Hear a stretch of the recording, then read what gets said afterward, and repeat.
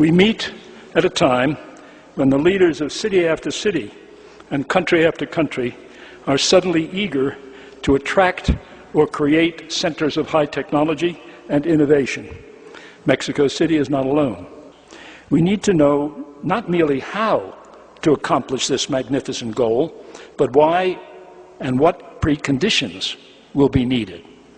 And thus we need to step temporarily outside the traditional laboratory, university, corporate office, and public agency, each with its limited goals and requirements, and look at the bigger revolutionary picture of change into which Mexico City must be prepared to hurl itself. Today, as the industrial age reaches its limit, humanity lives at the edge of the next astonishing transformation on the planet, a third great wave of change in history, a revolution that dwarfs public imagination. As we all know by now, the economic essence of today's third wave revolution is the shift from production based on muscles to production based on mind. But knowledge, it turns out, is spectacularly different from all the other resources in an economy, which is why today's wealth revolution challenges key assumptions of industrial age economics. At the same time, tomorrow's changes will bring with them immense new opportunities for far-sighted businesses, cities, and governments. In each case, we don't know exactly when they will burst into profitability, but all these things are ongoing within the economy, and they're going to surface before long if they haven't already. What we do know is that leaders in government, business, and civil society will have to anticipate and participate in creating the new legal, social, ethical, environmental, medical, cultural, and political forms of tomorrow. The question facing every organization and city is whether it will ride the revolutionary wealth wave or be left behind. And that is the challenge that faces not just Mexico City, but much of the world. We are heading toward unknown territory. Once again, in human history, we're moving toward the creation of or toward the great third wave of change in human history. In the 1800s in the United States, you had most young people were children of farmers. They worked in the fields. And when somebody proposed that America institute a system of public education for all young people, the parents of the poor parents said, no, we can't allow our kids to go to school. They need to work, otherwise we starve. We don't have enough hands to work in the fields. So they opposed public education. The business community said, we want a system that will create, quote, industrial discipline. Industrial discipline meant you showed up on time. And you did the same work again and again and again and again, just as you did on an assembly line. And what happened was we designed schools that actually resemble the factory. If you look at our schools even today, they simulate factories. Kids have to arrive on time. Why is that? Because in the field, if you come late, it doesn't matter much. Your Uncle Charlie can, fill in for you for a few minutes. And the bells ring to tell you when the class ends and the next one. If you, as one person, comes late to the assembly line, you might have 1,000 workers standing by doing nothing, waiting for this function to be done before they can work. So the cost of the workers coming late is extremely expensive. Now what's happening? Now more and more people aren't working like that. They're working at home, or they work at different hours, strange hours, and so forth, and you don't need everybody showing up at exactly the same time. So what we have are schools that were literally designed to provide the workforce for an industrial age economy. And they do that very well, but that's not the kind of economy that we have anymore. And therefore, the entire system is obsolete. And we were waiting for Bill Gates to say something. and about 2 years ago, he finally said the right words. He said, we cannot reform our education system, we must replace it. And he is right, because the system is designed, as I said, to prepare people for yesterday, not for tomorrow. Now, that's an extremely difficult and painful thing to do. You have millions in the U.S., millions of people working in the schools, teachers and other people, and it's very dangerous in terms of they may lose jobs. This doesn't mean the teachers are bad. My sister's a teacher. I don't hate her because she's a teacher, but the system she's working in is a disaster today, and therefore we're going to see battles about education in country after country after country until this system is broken and replaced. We now have increasing numbers of technologies that arm individuals to do what they previously had to go to an expert or to somebody else to do for them. We used to take a photograph. You wanted to photograph your family, you had to go to a drugstore, you had to buy film, a roll of film. You then shot the pictures, and you went back to the drugstore. They sent it to Kodak up in Rochester, New York, and maybe a week later you had it back. Well, now we have the camera in your hand, and it makes that entire process makes it possible for the user rather than somebody else to make that process, and indeed increasing.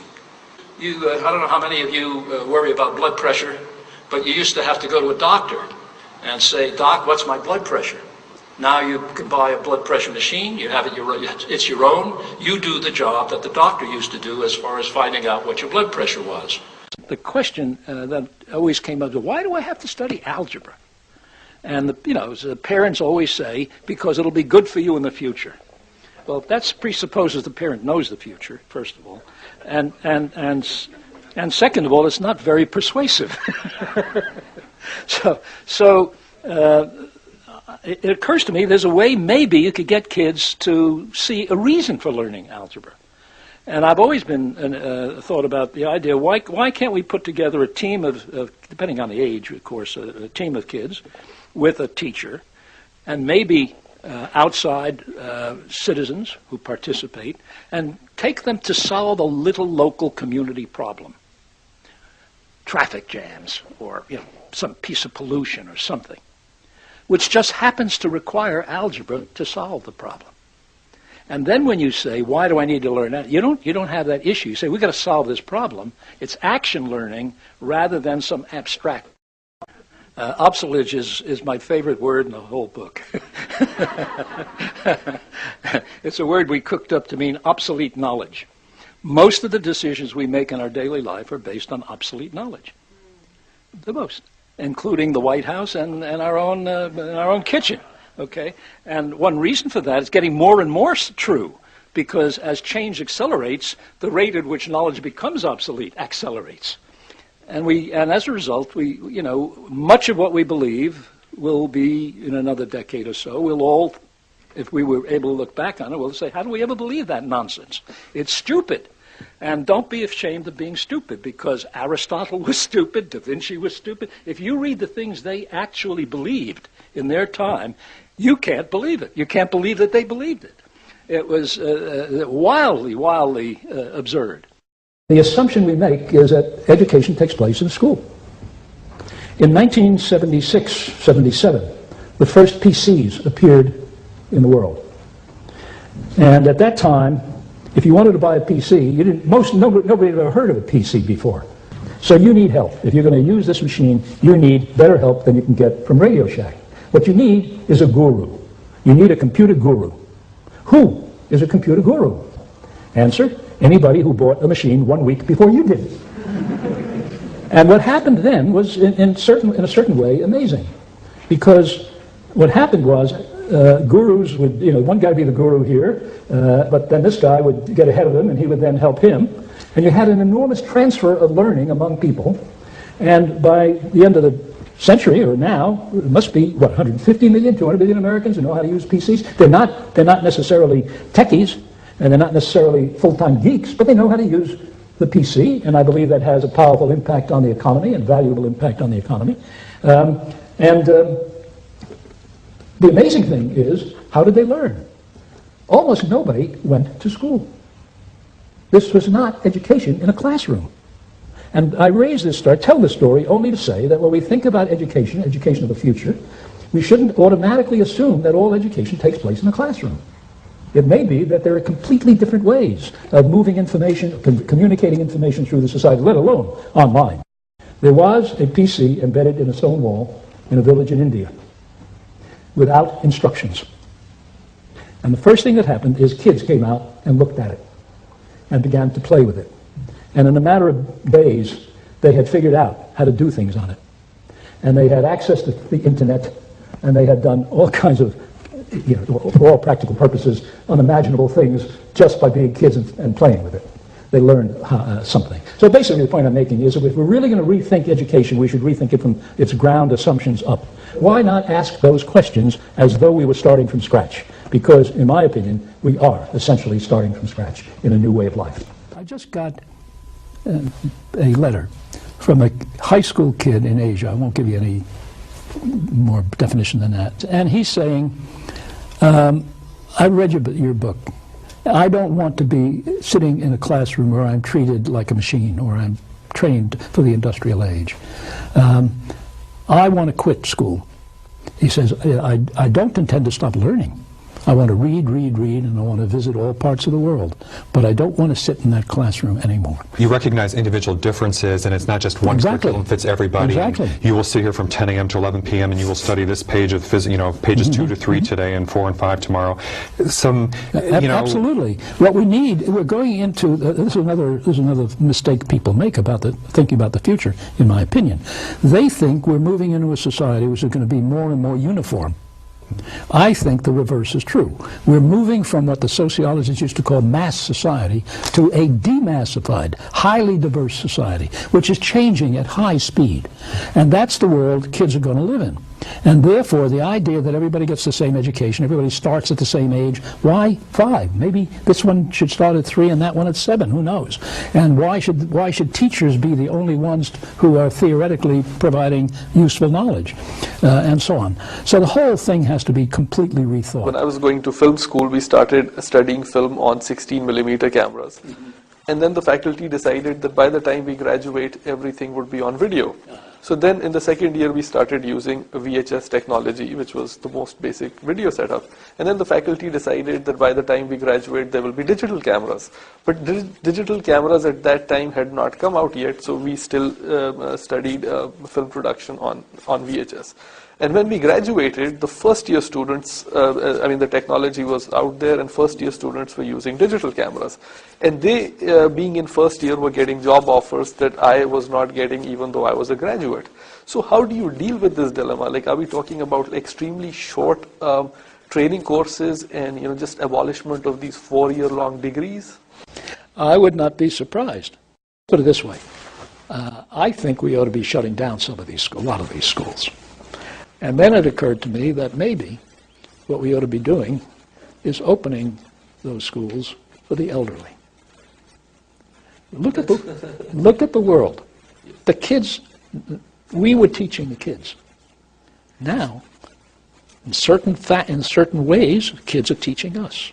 They've got the technologies that I can't work, and they're doing it's easy for them. The kids who are teaching the parents how this new technology and it's not just the technology, it's the interactions of these technologies, how they work. And that, I think, is a very significant change in human history. That never used to be the case. Kids didn't used to tell parents how to do things. It was the parents who told kids how to do things. And this is historical. Companies are now outsourcing, not to India and not to China. They're outsourcing to the customer. All you need to do is go to the ATM machine. The ATM machine, you punch in some numbers, you get your money presumably, but what you've done is taken over a job that previously was done by a teller inside a bank. And in fact, we calculate that something like the equivalent of 200,000 teller jobs are what people now make unnecessary by themselves, by we using the machines ourselves and substituting our work unpaid for the work of those tellers. And the same thing is true in many, many other activities.